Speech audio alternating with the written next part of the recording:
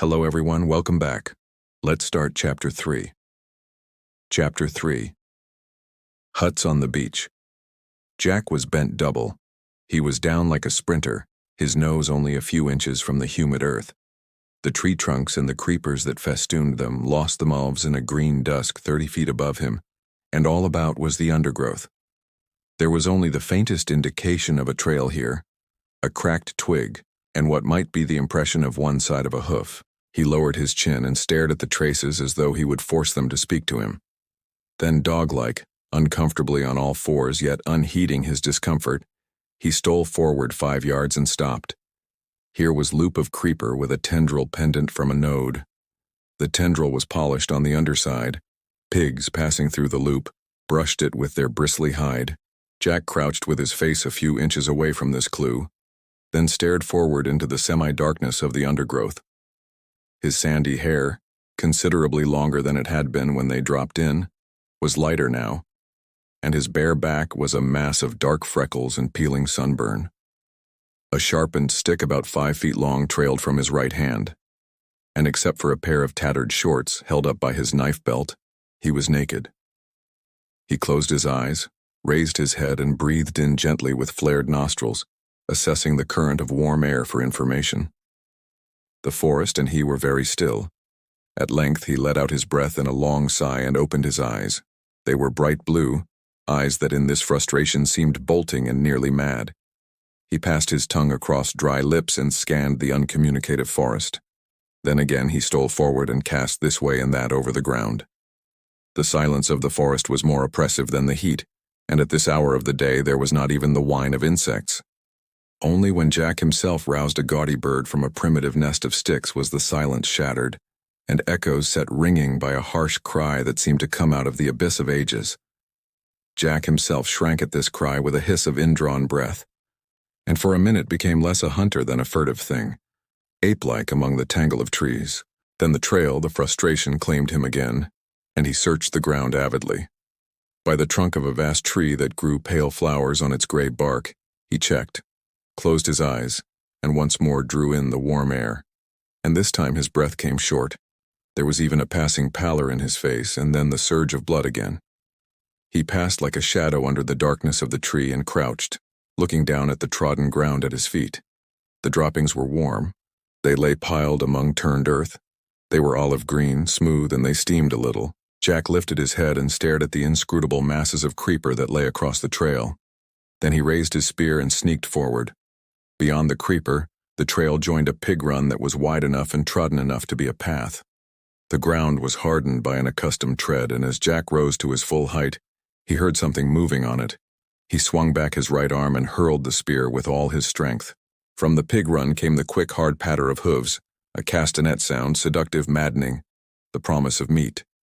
He rushed out of the undergrowth and snatched up his spear. The pattering of pigs' trotters died away in the distance. Jack stood there, streaming with sweat, streaked with brown earth, stained by all the vicissitudes of a day's hunting. Swearing, he turned off the trail and pushed his way through until the forest opened a little, and instead of bald trunks supporting a dark roof, there were light gray trunks and crowns of feathery palm. Beyond these was the glitter of the sea, and he could hear voices. Ralph was standing by a contraption of palm trunks and leaves, a rude shelter that faced the lagoon and seemed very near to falling down. He did not notice when Jack spoke. "Got any water?" Ralph looked up, frowning from the complication of leaves. He did not notice Jack even when he saw him. "I said, have you got any water? I'm thirsty." Ralph withdrew his attention from the shelter and realized Jack with a start. "Oh, hello. Water? There by the tree. Ought to be some left." Jack took up a coconut shell that brimmed with fresh water from among a group that was arranged in the shade, and drank. The water splashed over his chin and neck and chest. He breathed noisily when he had finished. Needed that. Simon spoke from inside the shelter. "Up a bit." Ralph turned to the shelter and lifted a branch with a whole tiling of leaves. The leaves came apart and fluttered down. Simon's contrite face appeared in the hole. "Sorry." Ralph surveyed the wreck with distaste. "Never get it done."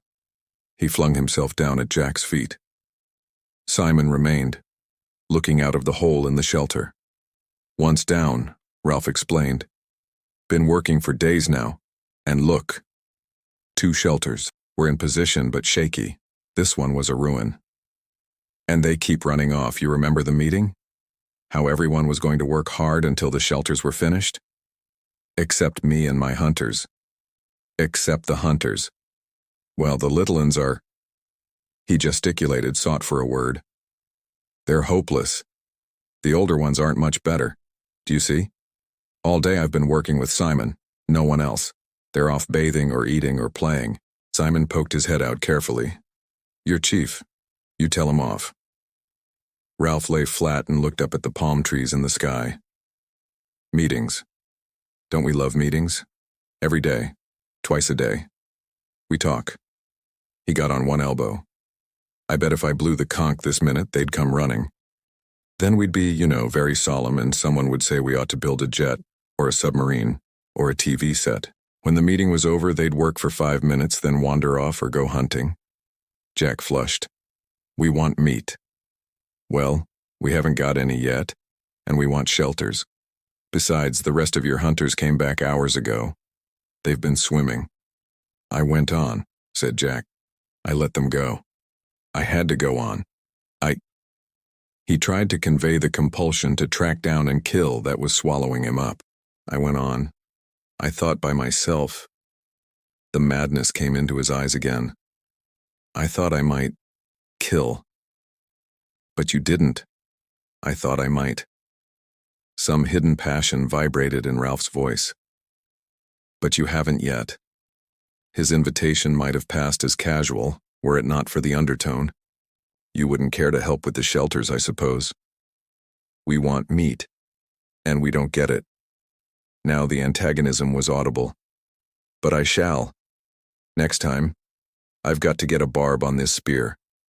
We wounded a pig and the spear fell out. If we could only make barbs. We need shelters. Suddenly Jack shouted in rage. Are you accusing? All I'm saying is we've worked dashed hard, that's all. They were both red in the face and found looking at each other difficult. Ralph rolled on his stomach and began to play with the grass. If it rains like when we dropped in, we'll need shelters, all right. And then another thing, we need shelters because of the... He paused for a moment, and they both pushed their anger away. Then he went on with the safe, changed subject. You've noticed, haven't you? Jack put down his spear and squatted. Noticed what? Well, they're frightened. He rolled over and peered into Jack's fierce, dirty face. I mean the way things are, they dream. You can hear 'em. Have you been awake at night? Jack shook his head. They talk and scream. The little uns. Even some of the others. As if it wasn't a good island.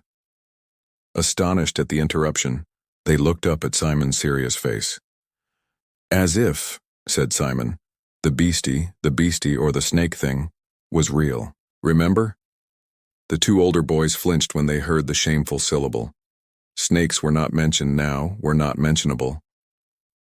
As if this wasn't a good island, said Ralph slowly. Yes, that's right. Jack sat up and stretched out his legs. They're batty. Crackers. Remember when we went exploring? They grinned at each other, remembering the glamour of the first day. Ralph went on. So we need shelters as a sort of home. That's right. Jack drew up his legs, clasped his knees, and frowned in an effort to attain clarity. All the same, in the forest. I mean when you're hunting, not when you're getting fruit, of course, but when you're on your own. He paused for a moment, not sure if Ralph would take him seriously. Go on. If you're hunting, sometimes you catch yourself feeling as if... He flushed suddenly. There's nothing in it, of course, just a feeling. But you can feel as if you're not hunting, but being hunted, as if something's behind you all the time in the jungle. They were silent again. Simon intent, Ralph incredulous and faintly indignant. He sat up, rubbing one shoulder with a dirty hand. Well, I don't know. Jack leapt to his feet and spoke very quickly. That's how you can feel in the forest. Of course there's nothing in it. Only... He took a few rapid steps toward the beach, then came back. Only I know how they feel, see, that's all. The best thing we can do is get ourselves rescued. Jack had to think for a moment before he could remember what rescue was. Rescue? Yes, of course. All the same, I'd like to catch a pig first. He snatched up his spear and dashed it into the ground. The opaque, mad look came into his eyes again. Ralph looked at him critically through his tangle of fair hair. So long as your hunters remember the fire. You and your fire. The two boys trotted down the beach and, turning at the water's edge, looked back at the pink mountain. The trickle of smoke sketched a chalky line up the solid blue of the sky, wavered high up and faded. Ralph frowned. I wonder how far off you could see that. Miles. We don't make enough smoke. The bottom part of the trickle, as though conscious of their gaze, thickened to a creamy blur which crept up the feeble column. They've put on green branches, muttered Ralph. I wonder. He screwed up his eyes and swung round to search the horizon. Got it, Jack shouted so loudly that Ralph jumped. What? Where? Is it a ship? But Jack was pointing to the high declivities that led down from the mountain to the flatter part of the island. Of course, they'll lie up there. They must when the sun's too hot. Ralph gazed bewildered at his rapt face. They get up high up and in the shade, resting during the heat like cows at home. I thought you saw a ship. We could steal up on one, paint our faces so they wouldn't see, perhaps surround them, and then... Indignation took away Ralph's control. I was talking about smoke. Don't you want to be rescued?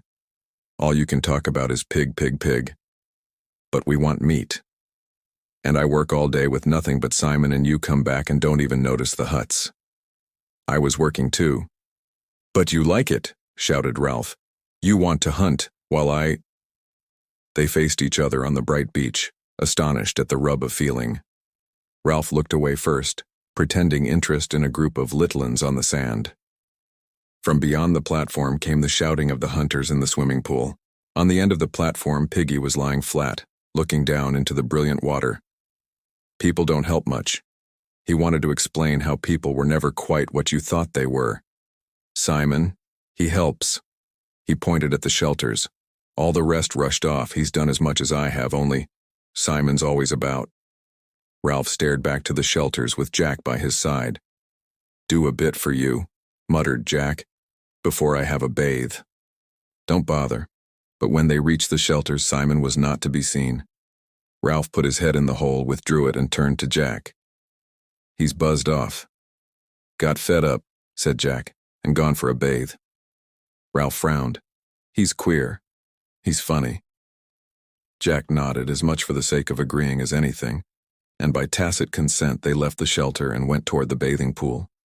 And then, said Jack, when I've had a bathe and something to eat, I'll just trek over to the other side of the mountain and see if I can see any traces. Coming? But the sun's nearly set. I might have time. They walked along, two continents of experience and feeling unable to communicate. If I could only get a pig. I'll come back and go on with the shelter. They looked at each other, baffled in love and hate. All the warm salt water of the bathing pool and the shouting and splashing and laughing were only just sufficient to bring them together again. Simon was not in the bathing pool as they had expected. When the other two had trotted down the beach to look back at the mountain, he had followed them for a few yards and then stopped. He had stood frowning down at a pile of sand on the beach where somebody had been trying to build a little house or hut. Then he turned his back on this and walked into the forest with an air of purpose. He was a small, skinny boy, his chin pointed and his eyes so bright they had deceived Ralph into thinking him delightfully gay and wicked. The coarse mop of black hair was long and swung down, almost concealing a low, broad forehead. He wore the remains of shorts and his feet were bare like Jack's. Always darkish in color, Simon was burned by the sun to a deep tan that glistened with sweat. He picked his way up the scar, past the great rock where Ralph had climbed on the first morning, then turned off to his right among the trees. He walked with an accustomed tread through the acres of fruit trees, where the least energetic could find an easy if unsatisfying meal. Flower and fruit grew together on the same tree, and everywhere was the scent of ripeness and the booming of a million bees at pasture. Here the little ones who had run after him caught up with him. They talked, cried out unintelligibly, lugged him toward the trees. Then, amid the roar of bees in the afternoon sunlight, Simon found for them the fruit they could not reach, pulled off the choicest from up in the foliage, passed them back down to the endless, outstretched hands. When he had satisfied them, he paused and looked round. The little ones watched him inscrutably over double handfuls of ripe fruit. Simon turned away from them and went where the just perceptible path led him. Soon high jungle closed in.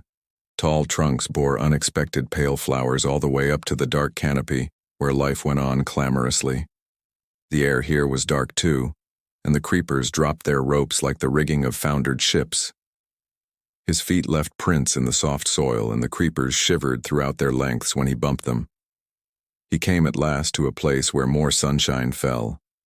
Since they had not so far to go for light, the creepers had woven a great mat that hung at the side of an open space in the jungle, for here a patch of rock came close to the surface, and would not allow more than little plants and ferns to grow. The whole space was walled with dark aromatic bushes, and was a bowl of heat and light. A great tree, fallen across one corner, leaned against the trees that still stood, and a rapid climber flaunted red and yellow sprays right to the top. Simon paused. He looked over his shoulder as Jack had done at the close ways behind him, and glanced swiftly round to confirm that he was utterly alone. For a moment his movements were almost furtive. Then he bent down and wormed his way into the center of the mat. The creepers and the bushes were so close that he left his sweat on them, and they pulled together behind him. When he was secure in the middle, he was in a little cabin screened off from the open space by a few leaves. He squatted down, parted the leaves, and looked out into the clearing. Nothing moved but a pair of gaudy butterflies that danced round each other in the hot air. Holding his breath, he cocked a critical ear at the sounds of the island. Evening was advancing toward the island. The sounds of the bright, fantastic birds, the bee sounds, even the crying of the gulls that were returning to their roosts among the square rocks, were fainter. The deep sea breaking miles away on the reef made an undertone less perceptible than the susurration of the blood. Simon dropped the screen of leaves back into place. The slope of the bars of honey-colored sunlight decreased. They slid up the bushes, passed over the green candle-like buds, moved up toward the canopy, and darkness thickened under the trees. With the fading of the light, the riotous colors died, and the heat and urgency cooled away. The candle buds stirred. Their green sepals drew back a little, and the white tips of the flowers rose delicately to meet the open air. Now the sunlight had lifted clear of the open space and withdrawn from the sky.